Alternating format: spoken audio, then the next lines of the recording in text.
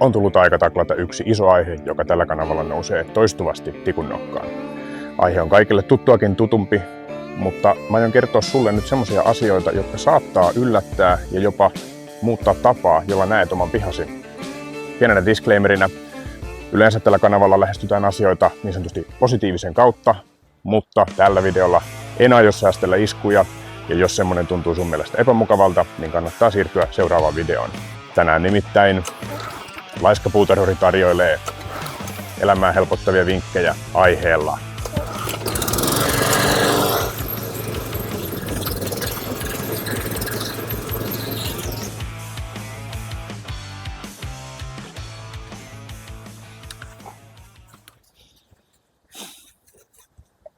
Tänään siis puhutaan rakkaasta nurmikosta. Nurmikko on vakiinnuttanut asemansa pihoilla, puistoissa ja urbaanissa ympäristössä noin ylipäänsäkin. Nurmikon säntillinen hoito ja kunto viestittävät muille, että isäntäväki on kunnollista, aikaansaavaa ja jopa hyvin toimeentulevaa. Mutta miksi? Onko oikeasti olemassa yhtäkään järkevää syytä sille, miksi me yksipuolistetaan meidän pihat ja luonto ja kopioidaan ne samanlaiseksi kuin kirjaimellisesti kaikilla muillakin? Otetaan selvää. Tähän kysymykseen on mielestäni hyvä lähteä hakemaan vastausta nurmikon syntyajoilta. Keskiajan loppupuolella Ranskassa ja Britanniassa alkoi yleistyä erikoinen ilmestys kartanoiden edustalla, nimittäin lyhyeksi leikattu heinikko, joka oli työlästä pitää lyhyeksi leikattuna ja vihreänä, kun mitään moderneja nurmikkoteollisuuden tuotteita ei tietenkään ollut vielä saatavissa. Vihreän lyhyen heinikon pystyy kuitenkin saavuttamaan, jos kartanon herralla oli niin sanotusti pätäkkää, eli yltäkylläisesti resursseja, joita heittää tämmöiseen mitään tuottamattoman ylellisyystuotteeseen. Tätä ei pystynyt kuka tahansa keskiluokkainen tai talonpoika jäljittelemään, ja se oli näin statussymbolina väärentämätön. Keskeinen seikka onkin tämä tuottamattomuus.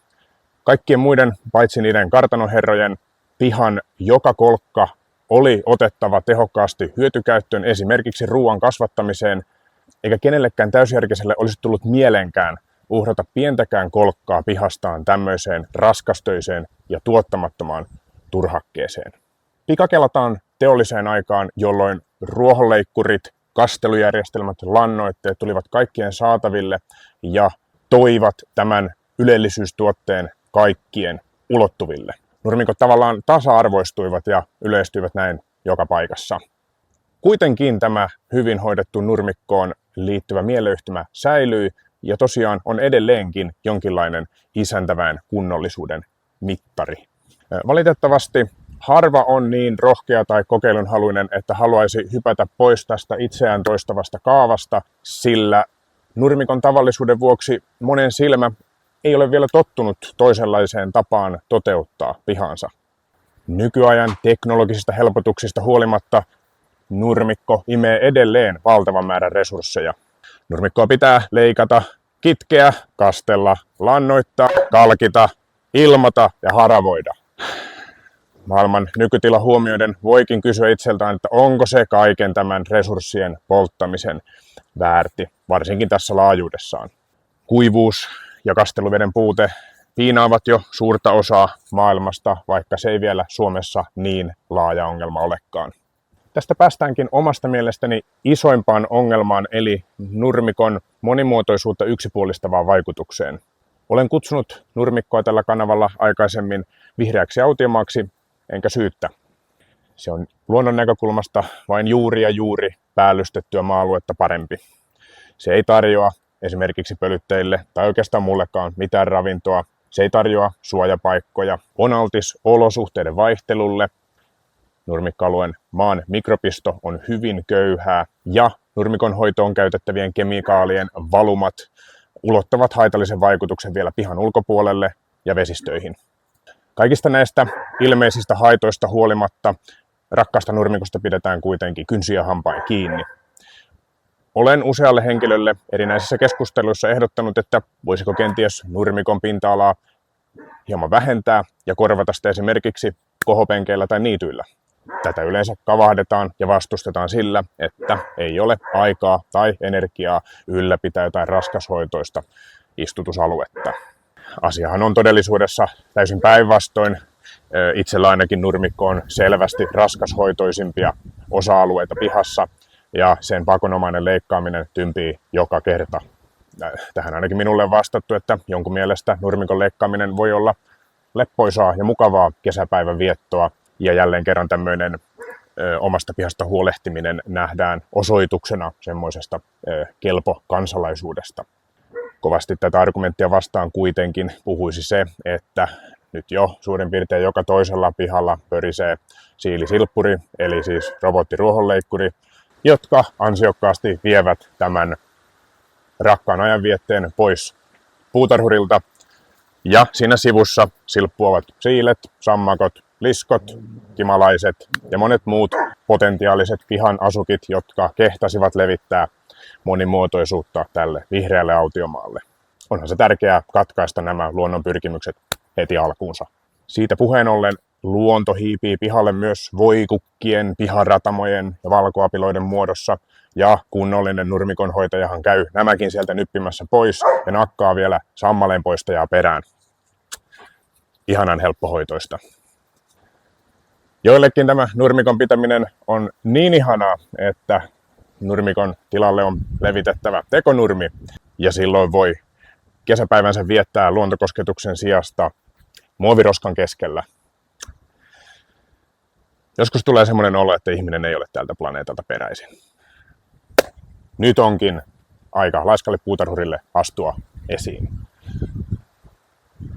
Tosiaan, vaihtoehtoisia ratkaisuja nurmikolle kyllä olisi.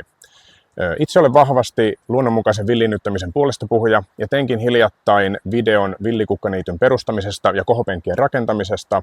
Linkkaan videon tähän ruudun yläreunaan. Kannattaa käydä katsomassa se tämän videon jälkeen. Ymmärrän, että koko nurmikkoalueen villinnyttäminen on monelle vähän liian radikaali toimi, mutta kannattaa aloittaa kokeilu vaikka pieninä osina. Kaikista helpointa on jättää nurmikko ajamatta joltain pieneltä kaistaleelta ja antaa sen kukkia koko kesän. Tällä on jo valtava parantava vaikutus luonnon monimuotoisuuteen. Toinen helppo tapa on kylvää nurmikon sijasta vaikka valkoapilaa. Valkoapila kasvaa vain noin 10 senttiä korkeaksi eikä vaadi samalla lailla jatkuvaa leikkaamista kuten nurmikko. Valkoapila on myös typensitoja eikä vaadi siis lannoitusta eikä kalkitusta. Lisäksi valkoapila kestää hyvin kuivuutta ja esimerkiksi koirien virtsaa ruskistumatta. Ja ennen kaikkea se kukkii ja tarjoaa monelle hyönteiselle ravintoa. Joku onnekas voi sieltä jopa löytää 4 apilan. Toinen hyvä vaihtoehto on nurmikon sijasta istuttaa kangasajuruohoa, eli tiimiamin läheistä sukulaista. Kuten valkoapila, sekin pysyy matalana, kestää tallaamista, kestää kuivuutta, viihtyy karuissa olosuhteissa. Se kukkii kauniisti ja tarjoaa pölyttäjille ruokaa ja tuoksuu todella hyvältä. Itselläni kangasajuruohokokeilut ovat vielä melko varhaisia, mutta omat kokemukseni ovat lupaavia. Ja mitä monelta muulta olen kuullut, niin kangasajuruoho toimii nurmikon korvikkeena oikein hyvin. Nurmialueita näkee korvattavan myös kuntalla, mutta laiskan puutarhurin on tätä ehkä vähän vaikea suositella, sillä kunta vaatii ylläpitoa, kastelua ja se ei siedä kävelyä, joten ainakaan kulkuväylille se ei sovi nurmikon korvaajaksi. Jos puutarhuri on poikkeuksellisen innostunut tekemään täyskäännöksen tähän tuottamattomaan ja yksipuoliseen ympäristöön, voi kokeilla muuttaa nurmikkoaluetta jopa kokonaan kasvimaaksi tai ruokametsäksi. Ruokametsän pohjakerros voi koostua pelkästä kuorikatteesta tai vastaavasta, ja eri kerroksissa kasvavat puut, pensaat, ruohovartiset vievät sen verran tilaa ja kilpailevat rikkaruohen kanssa, että ne eivät samalla lailla pääse rehottamaan kuin nyt tämmöisessä paljaassa nurmikentässä. Ruokametsät ovat tällä hetkellä kovassa nousussa, ja itsekin olen semmoisen ajatellut jossain vaiheessa rakentaa, mutta tämän videon laajuus ei millään riitä kattamaan tätä teemaa kokonaisuudessaan, joten suosittelen, että otat tästä aiheesta selvää muuta kautta. Tässä ehdotetut ratkaisut ei toki ole mikään tyhjentävä lista, mutta tässä on nyt jo jotain, millä pääsee hyvin alkuun. Tässä ei puhuttu kovinkaan laajasti erilaisista maanpeitekasvien vaihtoehdoista, ei puhuttu kivikkopuutarhoista, ja luonnollisestikaan riittävää painoarvoa ei annettu sille, kuinka esimerkiksi kunnat ylläpitävät teiden ja vaikka jokien varsia trimmeröimällä ne sileäksi nurmikoksi sen sijaan, että ne jätettäisiin luonnontilaan. Näille alueille voisi hyvin myös kunnan toimesta istuttaa villikukkaniittyjä ja pitää ne hyvin vähällä ylläpidolla koko kesän. Mielestäni tätä vaihtoehtoa ei riittävästi toteuteta julkisella tasolla. Tuntuipa puhdistavalta päästää kaikki tuo ulos. Tarkoitukseni ei ole saarnata tai moralisoida ketään, vaan ehkä herätellä ihmisiä miettimään, että omista pinttyneistä tavoista voi hyvin päästää irti, kun niistä kuitenkin selvästi on haittaa yksilölle ja ympäristölle. Kukin tehköön omalla pihallaan juuri niin kuin haluaa ja tykätkö mistä tykkää. En halua sitä todellakaan tulla keneltäkään pois viemään. Mutta mieti omalla kohdallesi. Onko meidän oma tuttu suomalainen luonto todellakin niin vastenmielinen, että mieluummin haikailet vaikka keskiaikaisten ranskalaisten kartanoherrojen tuottamattoman turhuuden perään? Mieti, jos päästäisit irti tuosta aikansa eläneestä statussymbolista ja lähtisit mukaan osaksi muutosta. Tämä viesti on suunnattu niin yksityisille ihmisille kuin julkisista ulkotiloista päättäville tahoille. Laiskalla puutarhurilla ei tänään muuta. Kiitos kun kävit kuuntelemassa.